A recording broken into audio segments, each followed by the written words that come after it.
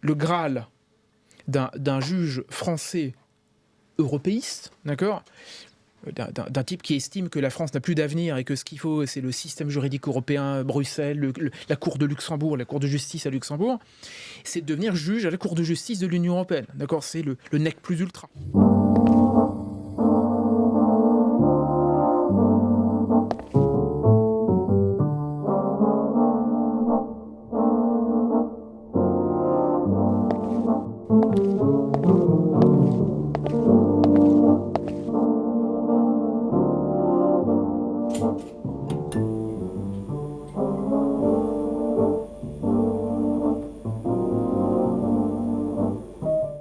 Bonjour à tous et bienvenue pour ce nouveau podcast. Aujourd'hui, je suis particulièrement honoré d'avoir Guylain Benessa avec moi. Bonjour Guylain. Bonjour Rodolphe, bonjour. Alors vraiment, c'est pour moi un podcast qui va être assez important parce que Guylain, on en discutait juste avant, c'est quelqu'un qui nous rend la matière juridique. Moi-même, j'ai fait des études de droit pas aussi poussées que Guylain, mais en tout cas, c'est vraiment souvent une matière aride, difficile d'entrée. Et c'est vrai que Guylain, ta prouesse, c'est de rendre cette matière accessible et de comprendre un peu tous ces rouages qui sont parfois un peu difficiles d'accès. Et donc, je te rejoins, je t'invite aujourd'hui pour ce podcast. Je le rappelle, tu es docteur en droit public, avocat aussi. Je vais citer quelques-uns de tes livres. Le premier, Le totem de l'état de droit aux éditions de l'Artilleur. Les éditions de l'Artilleur, qui est ton éditeur historique, on peut le dire. Oui, complètement. J'avais fait un bouquin avant, chez un autre éditeur en 2017, mais après, j'ai rencontré le patron des éditions de l'Artilleur, on est devenus amis et maintenant ça fait 4 bouquins avec lui. Oui. Donc, et ensuite, je suis à la maison un peu, en quelque sorte. Comment faire taire le peuple, le référendum impossible que j'ai ici, un livre préfacé par Michel Onfray. Un deuxième en collaboration avec Guillaume Bigot, On marche sur la tête, la France, l'Union européenne et les mensonges. Et le dernier qui est vraiment une petite pépite, on va d'ailleurs commencer par ce dernier livre pour notre entretien, Nos vrais maîtres. Et oui, comme je disais, c'est vrai que tu as une approche assez intéressante dans tes livres parce que tu as quasiment un ton un peu pamphlétaire. Tu fais jamais d'attaque ad hominem ou ce genre de choses, t'expliques très bien, tu restes très prosaïque, mais par contre on sent un ton, une écriture assez sèche en plus, donc tes livres se lisent vraiment très bien. Et donc j'aimerais commencer par ce livre, Nos vrais maîtres, parce que là tu reviens pour le coup vraiment à la racine de nos problèmes. On l'a compris, ton domaine de prédilection c'est le droit de la France et notamment de l'Union européenne, mais là par contre tu fais vraiment une galerie des personnages, tu mets des visages derrière, et ça aussi c'est très intéressant.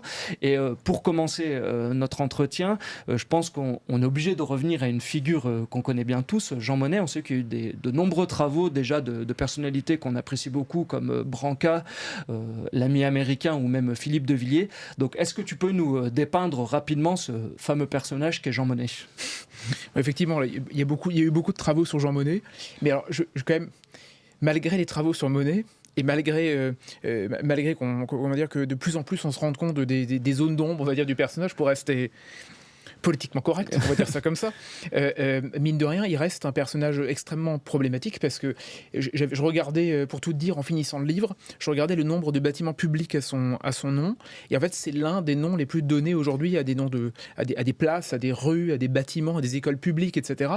Jean Monnet. Donc on en a partout et on a l'impression que c'est un personnage, une espèce de grande figure de l'histoire de France, au-dessus. Il est encore plus cité que le général de Gaulle, tu vois, c'est dire, je veux dire, ou que Jeanne d'Arc, etc. On en est là quand même avec Jean Monnet. Hein. Je crois que je ne veux pas dire de bêtises, mais soit les lycées, soit les collèges, c'est le 3e nom le plus donné en 2025. Ce qui est énorme alors. Ce qui est pas mal quand même. Ça donne l'ampleur du personnage.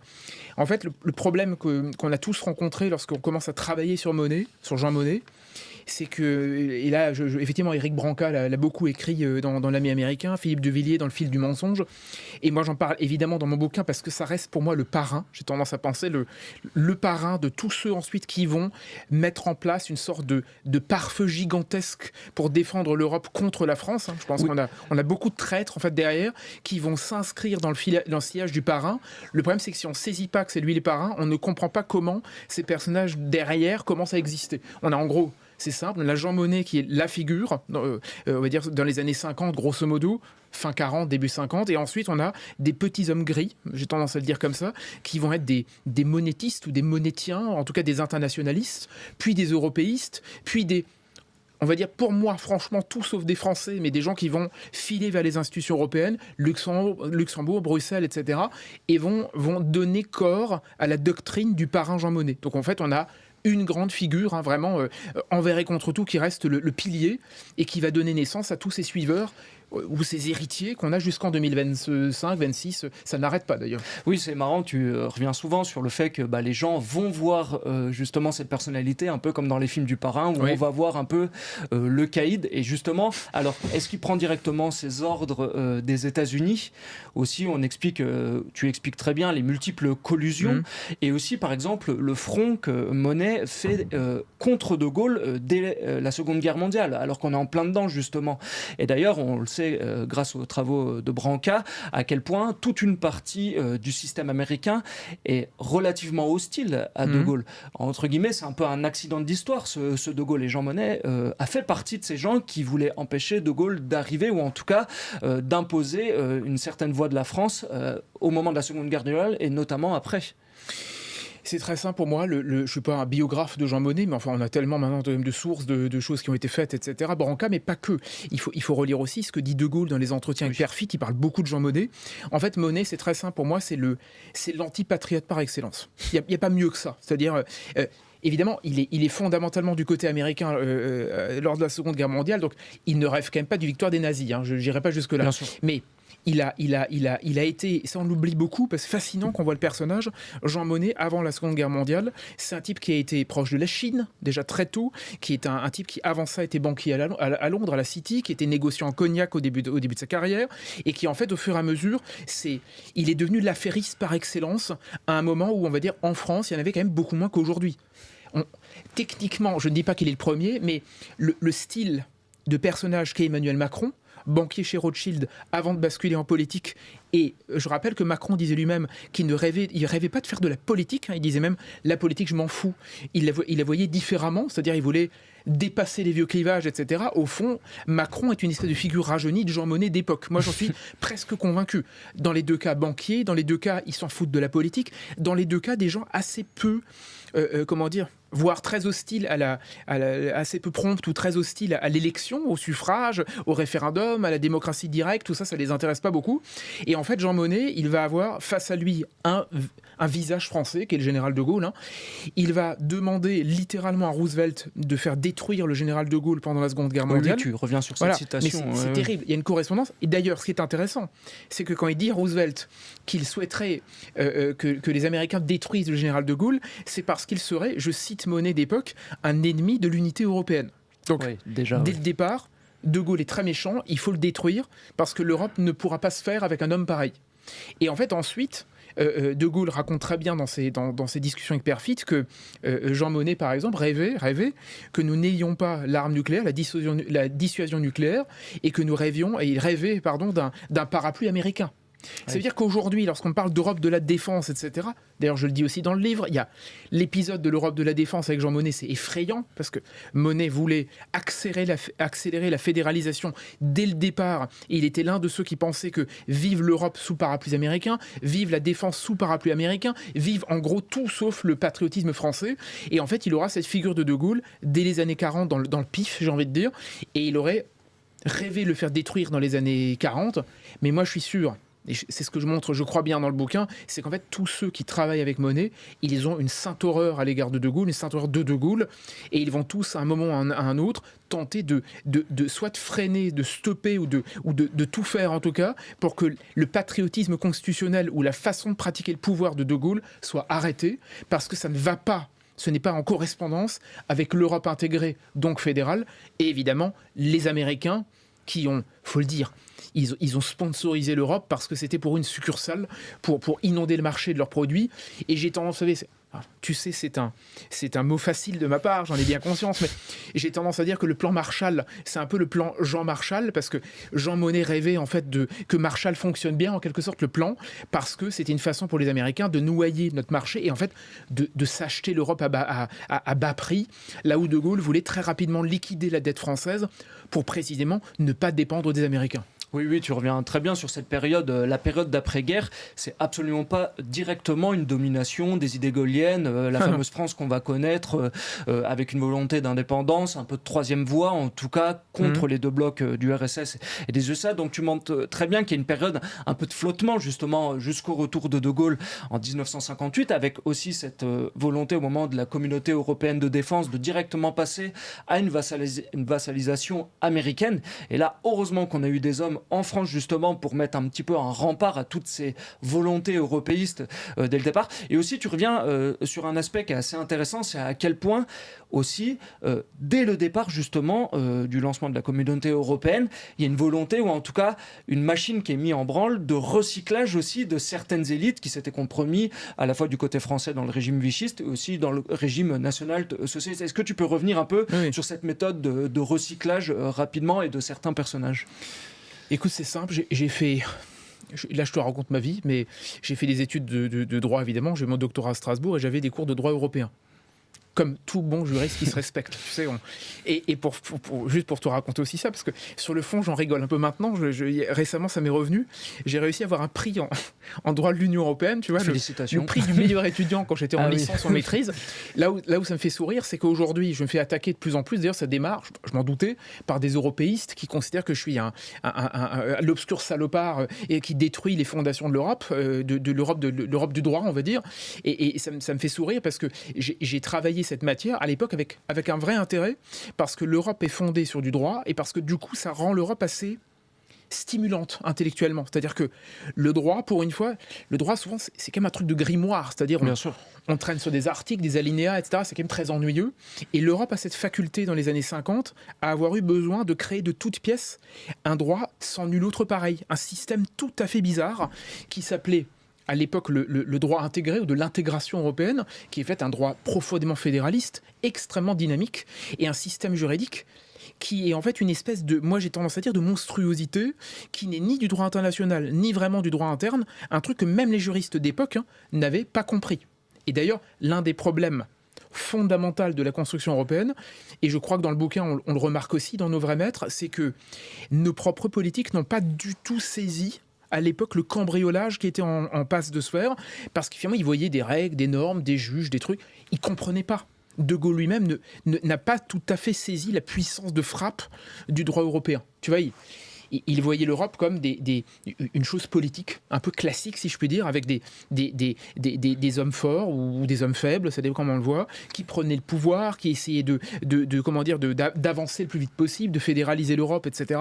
Et De Gaulle n'a pas saisi que derrière ces hommes, ce visuel, cette devanture, ce village Potemkin, il y avait derrière des juges, des juristes qui fabriquaient un espèce de système très bizarre. Et Michel Debré est l'un des rares qui va dire à De Gaulle dans les années 60: méfiez-vous, mon général, de ce qu'il a appelé à l'époque la conspiration de l'intégration. C'est-à-dire que Debré a compris que c'était une conspiration de juristes qui avaient saisi que, vu que personne ne comprend rien à l'artifice juridique, ça marcherait d'autant mieux. Oui, c'est pas une révolution avec des barricades, mais par contre, c'est vraiment une révolution interne, la fameuse politique du cliquet, où en fait, c'est pas à pas, mais par contre, il n'y a pas de retour en arrière. Et là-dessus, tu reviens très bien sur cette logique qui est pas démonstrative. Comme tu dis, c'est des petits mecs dans des bureaux, les fameux petits hommes en costume gris qui avancent comme ça, pas à pas. Tu mentionnes aussi quelques gaullistes, Michel Debré, Jean Foyer aussi, qui sont des noms vraiment glorieux. Et là aussi, c'est un des intérêts de ton livre, c'est que tu remets sur le devant de la scène aussi les hommes qui sont opposés. Modestement, le général de Gaulle aussi de manière frontale, mais aussi tous ces hommes, Michel Debré, Jean Foyer, qui ont essayé d'enrayer un peu la mécanique. Mais par contre, le mouvement était, j'ai envie de dire, inexorable, ou en tout cas il avançait. Et là aussi, l'intérêt de ton livre, souvent une partie des européistes vont nous dire: ah mais le projet européen, c'est un projet qui a déraillé, c'était absolument pas prévu. Non, en réalité, tu nous montres très bien que le chemin était ferré, qu'en réalité on le suit parfaitement, j'ai envie de dire. Écoute, c'est très simple. Je te disais tout à l'heure que on disait, comme j'ai fait du droit européen longtemps, là maintenant j'ai ce bouquin là-dessus. En fait, le poison véritable, je pense profondément, la ruse ultime de la construction européenne, c'est d'avoir réussi à gommer qu'elle a été fabriquée par des personnages. Donc on dit on a l'impression que c'est une espèce de rêve, de projet. Tu sais, on a souvent dit le projet européen, ou le rêve européen, ou l'aventure européenne. C'est toujours comme ça, avec un beau Jean Monnet, et puis les choses ont avancé. Et effectivement, à la limite, les plus sceptiques, longtemps, on dit c'était magnifique, mais ça a déconné, ça a déraillé. À un moment, il faudrait recentrer comment dire, la route et qu'on trouvera une issue d'une manière ou d'une autre. Aujourd'hui, on l'entend tout le temps encore, hein, on trouvera un moyen de rectifier, de la changer de l'intérieur, de rectifier, de trouver tu mets un petit sparadrap par-ci par-là et puis ça ira mieux. Et en fait, le problème, c'est qu'ayant fait tout ça, ayant lu beaucoup de trucs, etc., il y avait des gens dont je n'avais jamais entendu parler. Et quand je dis jamais, c'est jamais. Ah bah moi, il y a 3/4 des personnages dont j'avais jamais entendu parler dans ton livre. Je te rassure, moi non plus. Tu vois. Ouais.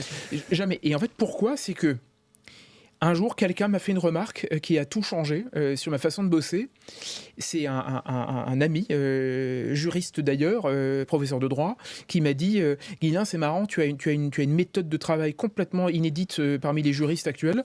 C'est que tu te demandes jamais vraiment, enfin de moins en moins, quelle est la règle ou la justesse de la règle, mais tu te demandes de plus en plus qui a tiré le pistolet pour parvenir à créer le crime. C'est-à-dire, en gros, tu te demandes l'intention, quelle est l'intention des auteurs de la norme. » Et c'est vrai que je me suis dit, ce qui m'intéresse de plus en plus, c'est vrai. C'est que c'est bien beau le droit, mais mince, il y a des gens qui ont un moment réfléchi à la règle. Si aujourd'hui le référendum, je te donne un exemple, on ne l'utilise pas, on ne l'utilise plus, on a Laurent Fabius et d'autres qui nous disent on n'a pas le droit de faire un référendum sur l'immigration. Oui. Et je me dis, mais qui a un jour dit ça, à part eux ? C'est-à-dire qu'ils tirent leur source de qui ? Ça vient d'où ? Tu vois, quelle est la légitimité ou même la légalité d'un système dont on a oublié qui l'a pensé, comment et pourquoi ? Oui. Sinon... T'as un bloc de règles, c'est merveilleux, ça s'applique, alors tu peux jamais rien dire. Ça pour moi, c'est la ruse ultime, c'est on a fait disparaître les personnages. Et donc, qu'est-ce que j'ai fait ?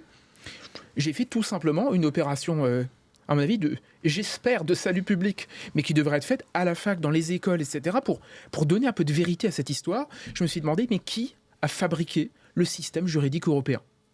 Qui a fait qu'aujourd'hui on nous dise qu'on peut rien faire sur l'immigration, qu'on peut rien faire sur le Mercosur, qu'on peut rien faire sur tout un tas de choses, le commerce, la libre circulation, le libre-échange, Schengen, les frontières, la douane, on peut rien faire. Chaque fois on nous dit, alors en gros, la Commission dit non, Ursula décide, Ursula von der Leyen, et derrière les juges européens, la Cour de justice, est saisie et va appliquer, interpréter, faire, etc. Et je me suis dit, d'où viennent ces gens ? Et là je me suis rendu compte extrêmement rapidement que déjà, il y a beaucoup de Français dans l'affaire. Donc, on a un rôle. Il y a beaucoup de Français qui sont noyés dans la fondation du système juridique européen des années 50 à nos jours. C'est une ligne, d'ailleurs, c'est la chronologie que je propose dans mon bouquin, de 50 à 2025, en gros. Et d'autre part, que le père d'entre tous, le créateur de la Cour de justice, le type qui a réfléchi au système qui nous dit aujourd'hui on n'a pas le droit, on n'a jamais le droit de rien, d'accord ? C'est un fameux Maurice Lagrange, fonctionnaire sous Vichy, un vrai pétainiste, un antisémite, pas à moitié, un vrai, je veux dire, un vrai, clairement, qui a été recyclé par les Américains au sortir de la guerre, qui a menti comme un arracheur de dents pour éviter à la libération, et il est passé entre les gouttes, donc malgré tout, donc il n'est pas le seul, il a été recyclé par les Américains pour dénazifier la fonction publique allemande, lui l'antisémite, et ensuite il a été... À mon sens, il y a débat historique, il a été recommandé, à mon avis, par les Américains à Jean Monnet, qui en a fait le stratège juridique des départs de la construction européenne. Ce qui veut dire que les traités européens, la Cour de justice, l'arme atomique des normes, c'est parce que Maurice Lagrange, l'antisémite des années 40, a aidé Jean Monnet à concevoir un modèle juridique qui, sur le fond, n'a jamais vraiment bougé jusqu'à aujourd'hui, puisque, et là, c'est là où moi ça me fascine, je te mets juste deux éléments en relation qui sont simples. Le premier discours de Jean Monnet à la tête de la commission, à l'époque la haute autorité, Jean Monnet dit « Il y a 2 éléments sur lesquels l'Europe ne pourra jamais revenir. 1, la supranationalité. 2, le fédéralisme. » Donc dès le départ, encore une fois. Premier discours de Jean Monnet à la tête de la haute autorité. Et en parallèle, son homme de main, d'accord, son tueur à gages personnel qui s'appelle Maurice Lagrange, ce juriste-là, il fait toute une tripotée de d'écrits pour justifier le modèle, la construction du modèle. Et qu'est-ce qu'il dit ? Il dit, noir sur blanc, que les juges européens doivent devenir une cour suprême sur le modèle fédéral des États-Unis.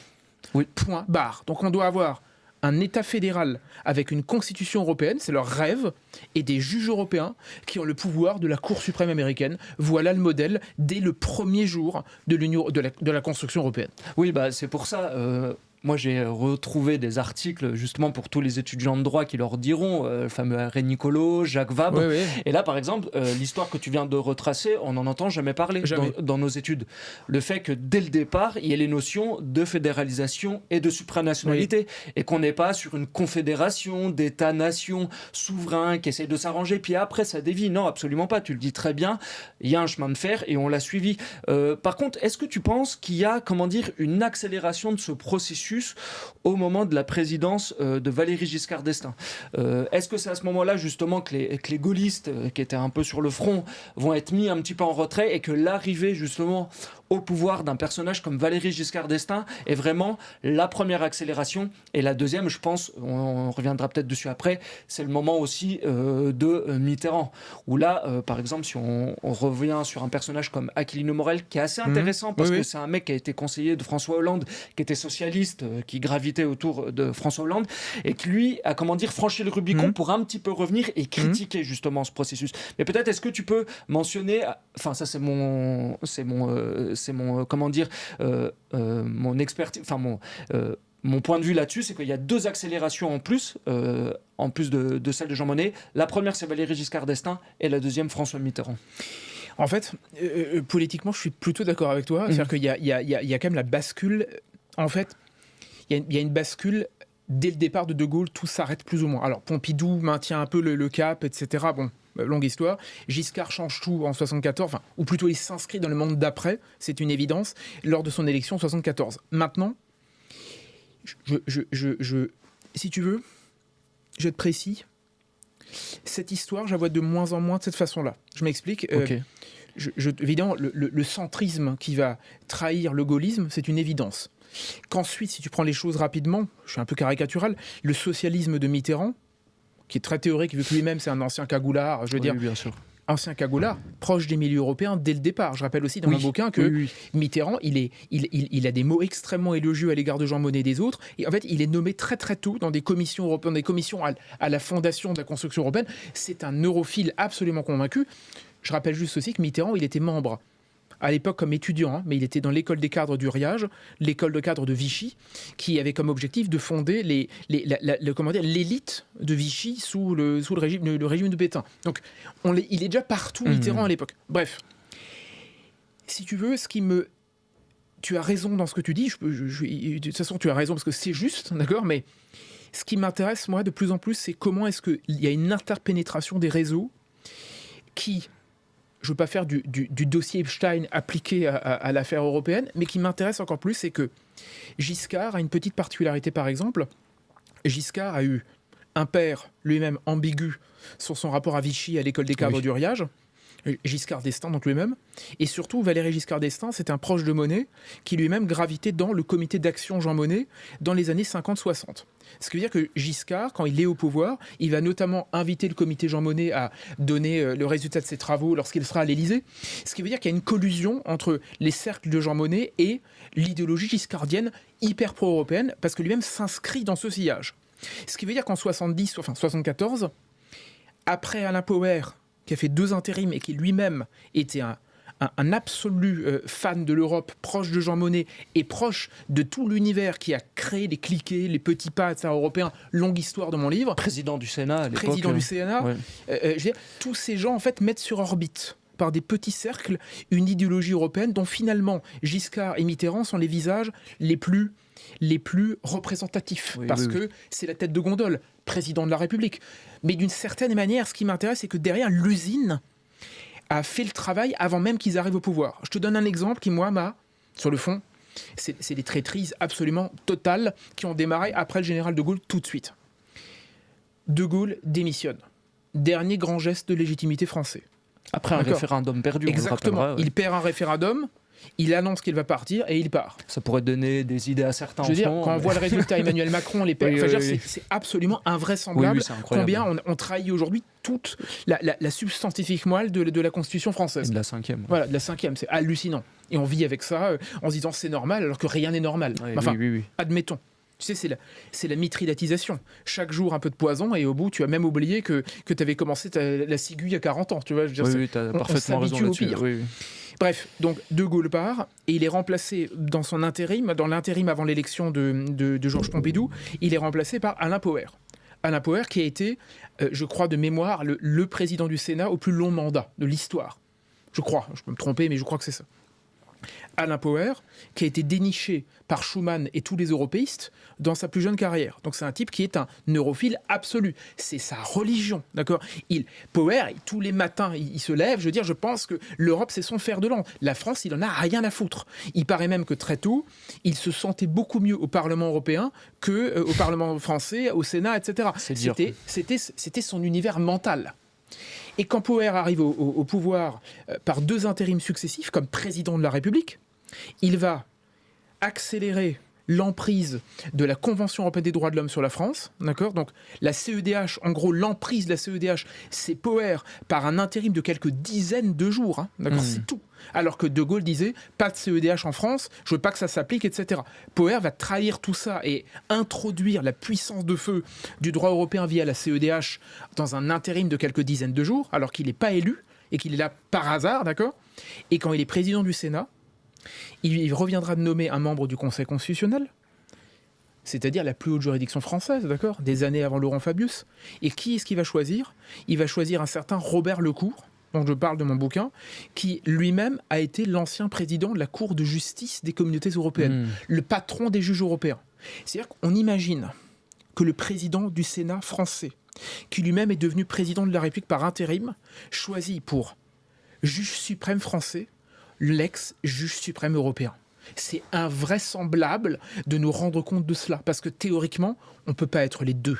Soit tu aspires à devenir le gardien, si tu veux, de la Constitution et du système français, et même de la France, d'accord ? C'est ton rôle, mais tu ne peux pas être à la fois le patron des juges européens et le patron des juges français. Ou alors, et c'est ce qu'on fait aujourd'hui, Macron en est l'emblème d'ailleurs, Emmanuel Macron en est l'emblème, c'est de s'imaginer qu'il y a une telle interpénétration que tu sers l'Europe en servant la France. Résultat des courses comme Macron, tu sers énormément l'Europe, mais tu desserres ton pays, voire tu le détruis depuis des années. Je pense d'ailleurs que cette collusion, ce tamponnage dans ces réseaux et ces cercles entre l'Europe et la France, j'ai le sentiment finalement que c'est ce que je montre dans le bouquin, il y a un tamponnage réel dans ces élites-là, c'est ce tamponnage qui fait que tout se noie dans la machine, et au fond, on ne comprend plus rien du tout, parce qu'au bout d'un moment, tout le monde trahit la France pour servir l'Europe et parvenir, il faut le dire aussi pour des questions financières, à avoir, je veux dire, des magnifiques salaires et des magnifiques postes parmi les juges et le fonctionnariat européen. Oui, l'état profond.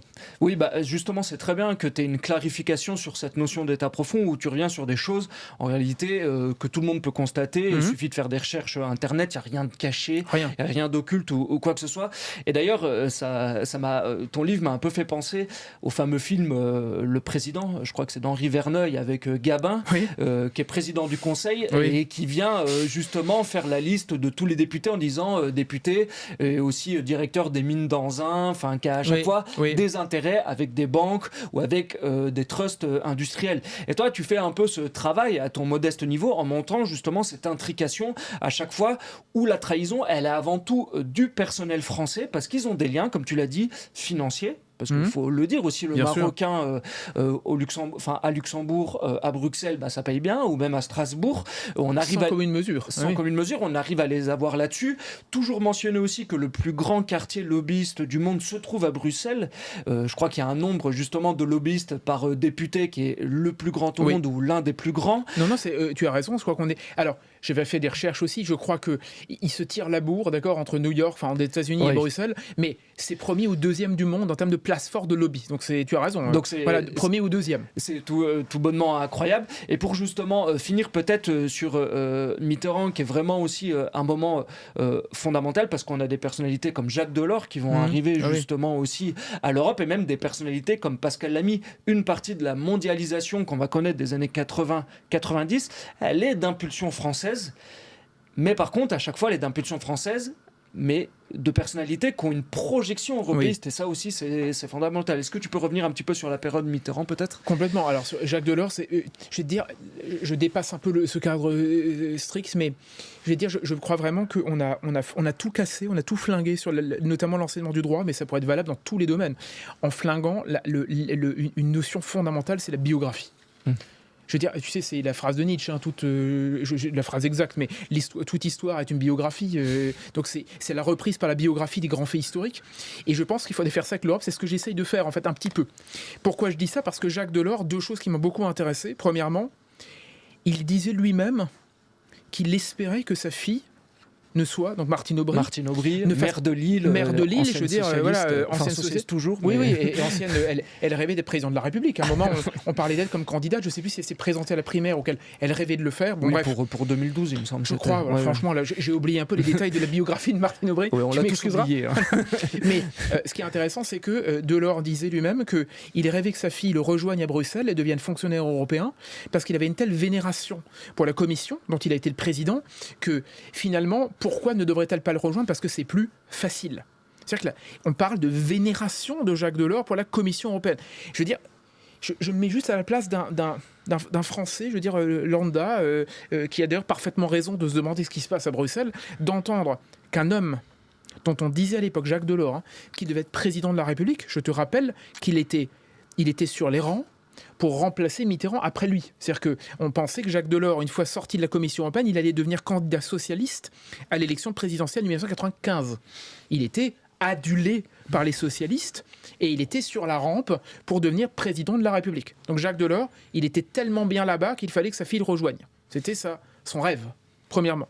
Deuxièmement, là où c'est très intéressant, les années 80, donc les grandes années fric du socialisme, d'accord ? Exactement. Et Bernard Tapie, Mitterrand qui fait tournant de la rigueur, qui oublie une bonne fois pour toutes que le socialisme a existé.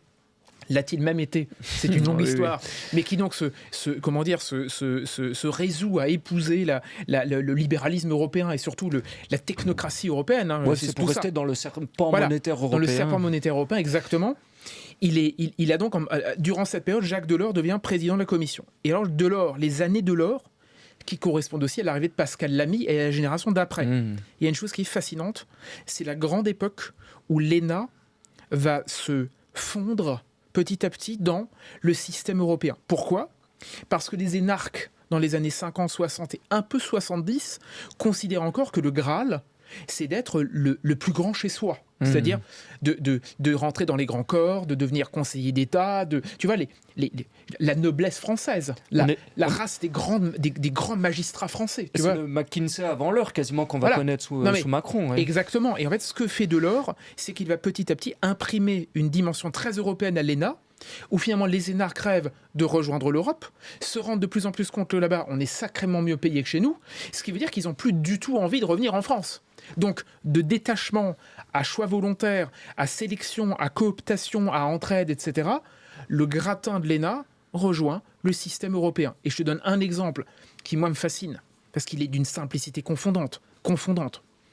Si tu prends un magistrat français, alors, je suis avocat, je ne suis pas magistrat, je ne connais pas leur grille exacte, mais si tu prends un magistrat du tribunal judiciaire de Bobigny, de Strasbourg ou de que sais-je, je suppose qu'il doit démarrer sa carrière vers, je sais pas, 2300, 2500 euros, quelque chose comme ça. Puis 2007, c'est très bien que tu donnes des exemples concrets là-dessus, parce que ça dit des choses. Voilà, je pense.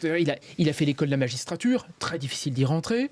Il commence dans des juridictions qui sont pas toujours faciles, parce que tu tapes des audiences avec des... Je veux dire, quand t'es juge pour enfants à Bobigny, ou encore, je sais pas, juge pénal, etc., ta vie quotidienne, c'est pas de la franche rigolade. Et c'est pour 2500 euros à peu près. Alors. Environ. Je vais me tromper de 100 ou 200 euros, c'est possible. Mais on est des pécadilles. On est dans ce genre de système. Donc ils doivent monter à 2007, 2008. Il faut travailler, il faut aller en cour d'appel, éventuellement le Graal, etc., de la cour de cassation. Si tu as fait une carrière absolument merveilleuse, etc., c'est très rare. Hein. Voilà la carrière compliquée d'un homme qui sort de l'ENM, d'accord, en France, donc l'École nationale de magistrature. Pareil, si tu es énarque et que tu deviens juge administratif, tu n'es pas forcément d'emblée le vice-président du Conseil d'État. Tu peux être là aussi dans une cour administrative d'appel, il faut faire ses preuves, il faut monter, il faut travailler. Voilà. Alors il y a la cooptation aussi, et j'y reviendrai d'ailleurs, mais tout de même, aujourd'hui, le Graal d'un juge français européiste, d'accord, d'un type qui estime que la France n'a plus d'avenir et que ce qu'il faut, c'est le système juridique européen, Bruxelles, la Cour de Luxembourg, la Cour de justice à Luxembourg, c'est de devenir juge à la Cour de justice de l'Union européenne. D'accord, c'est le nec plus ultra. D'accord. Or, ça c'est fascinant. Un juge à la Cour de justice de l'Union européenne gagne plus de 300 000 euros par an. Ce qui veut dire, grosso modo, 27, 28... Tu m'excuses, j'ai pas de calculette, hein, d'accord. À chaque fois, je me dis, il faut que je vérifie exactement. Beaucoup plus. Ça change pas grand-chose, mais on est à 27, 28 000 euros par mois. En fait, ton exemple me fait quasiment penser à l'exemple qu'on prend souvent pour les ingénieurs, par exemple, qui sortent par exemple de très grands corps, X, les mines, les ponts et chaussées, etc., et qui voient justement le différentiel en devenant ingénieur en France, et par exemple s'il se fait débaucher par Google ou par une des grosses tech américaines, où là son salaire, comme tu viens de le dire avec l'exemple des juges, est multiplié par 10 quasiment. Oui.